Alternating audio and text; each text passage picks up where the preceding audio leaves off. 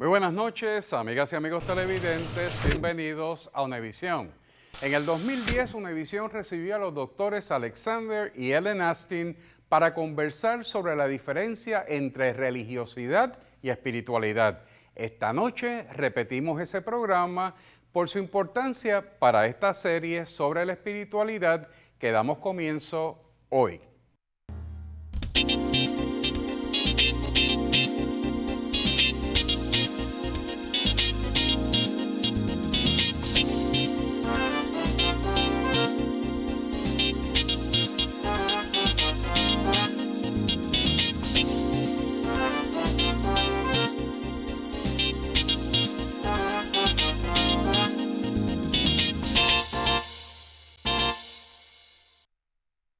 Para conversar sobre este interesante tema nos acompaña esta noche el doctor Alexander Astin y la doctora Helen Astin. Welcome to UNE-Visión. Thank you.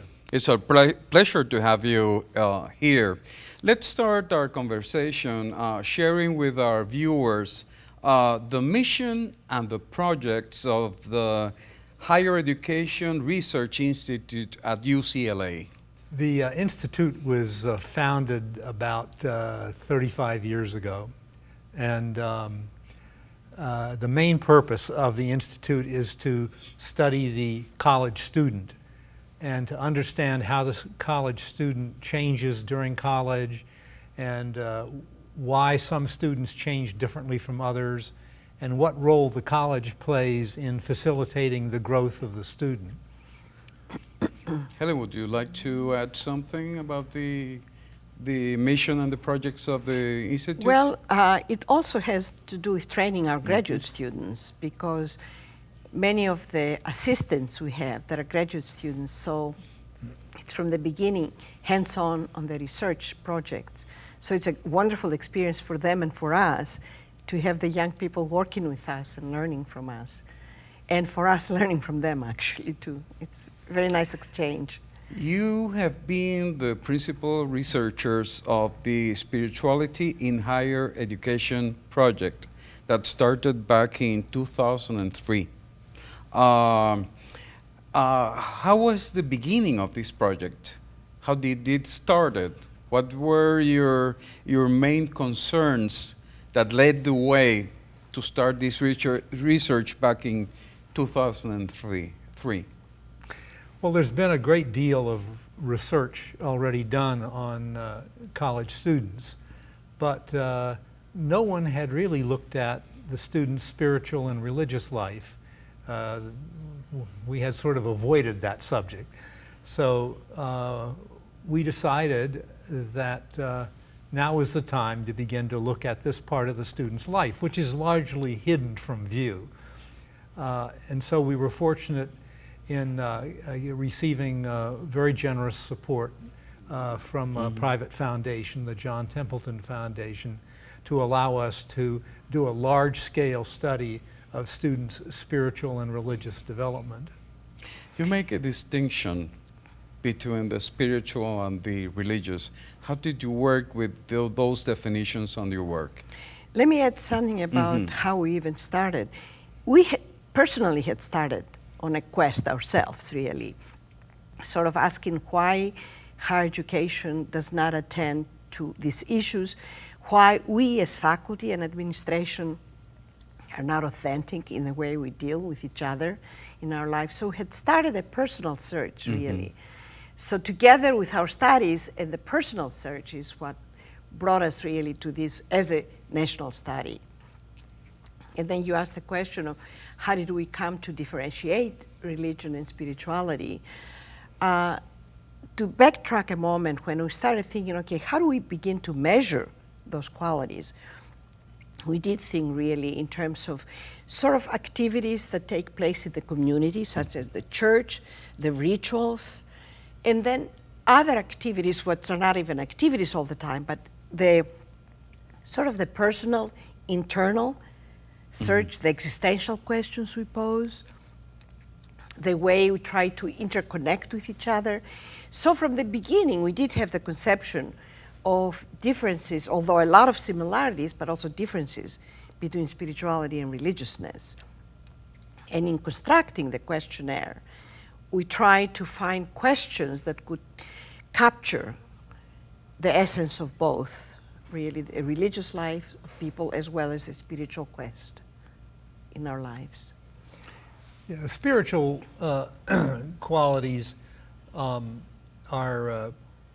more generic. That is, they cut across different religious traditions, and also non-religious people have spiritual qualities. So, whereas religiousness is connected more with some kind of organization, some sort of belief system, but the two are related. So very religious people, they tend to be more spiritual, and very spiritual people tend to be more religious, but there is a distinction. You also mentioned that there were 3 important questions leading your research. What were those 3 questions that led the way? Well, the first question was how important to the modern college student is religiousness and spirituality, particularly spirituality, which was the prime focus of our research. Does it matter? Do they care about it? And of course, we discovered that it's a very important topic, except that it hardly gets discussed. It's a very private thing, and students don't talk about it with professors or with each other. So that was our first question, really, was how important is this subject to the student? And we were quite surprised at how important it is, and reassured. So we were on the right track in doing this study. We also wanted to explore, really, does the college play a role in this development of our students' spiritual lives as well as religious lives? And perhaps does really spirituality and the growth in spirituality, does that have anything to do with the other goals we have in higher education? Does it interface with how students do academically? How students develop in their leadership roles or their overall psychological well-being? So it was really not only what is the spiritual quest of students, does the college play a role, but also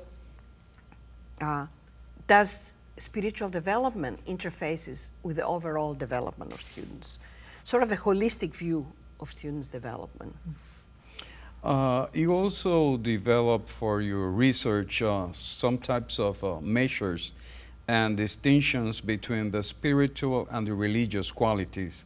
Let's start talking about those differences. And I would like to start with the spiritual quest and equanimity as spiritual qualities. Let's develop those 2 qualities. You want to take spiritual quest? No. Perhaps we need to share with you how we even got to identify those qualities. Since we knew it was going to be a very large-scale research, to thousands of students around the country, to many institutions, one way we had to do it was through a survey questionnaire.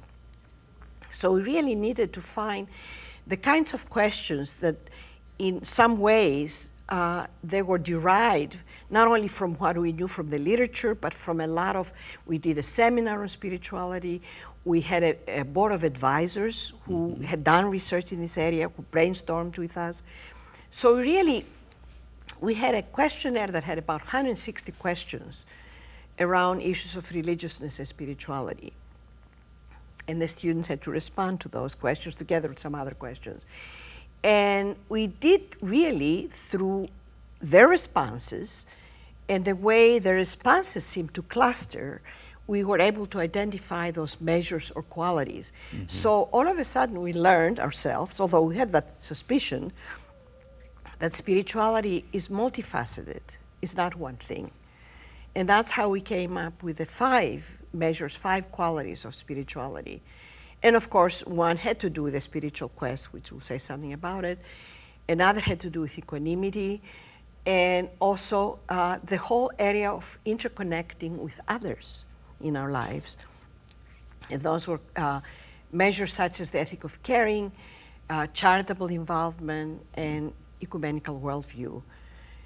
Just to say a few things about the spiritual quest, this we felt was one, for me, it's one of the most critical centered quality. It's the search for who am I? Why am I here for? What would be my life like? Why do we die? The questions that all of us have, those existential questions of life and death, and purpose and meaning in life. And really, we found out that the students are very much in that quest and that sort of search for meaning and purpose in their lives. And then say something about the equanimity, because it's your favorite measure. Well, it's important to understand that each of these measures describes a range of qualities, so that there are some students who are very actively engaged in a spiritual quest, and they really are worrying about what is my life all about? What am I here on earth for? And to really get some answers to some of these very abstract and very important questions. Other students don't really care that much about it at this time in their lives. So there's a range on all of these measures, and spiritual quest is just one of the 5 that we identified. The quality of equanimity is the same way. Equanimity has to do with basically how you deal with the vicissitudes of life. Your ability to roll with the punches, your ability to maintain your sense of centeredness and your sense of proportion in the face of difficulties, adversity, and that kind of thing. And some students are able to do this very well, whereas others are not, and they freak out if they have a disappointment or a bad grade or a love affair that breaks up or something like that. So there again is a range, but I think the reason I'm so fond of equanimity is that the way we arrived at the idea for equanimity was by considering people who are regarded as highly spiritual. People, somebody like the Dalai Lama or Nelson Mandela or somebody like that. And the question was, what do these people share? What is the one thing that they share together? And we decided it was equanimity, because all of these people who were seen as spiritual people had to deal with a lot of adversity in their lives. And yet they managed to do it with a sense of centeredness and calmness that we call equanimity. Alexander, Helen, we have to make a brief pause. Amigas y amigos, tenemos que hacer una breve pausa. No se retiren, regresamos en breve.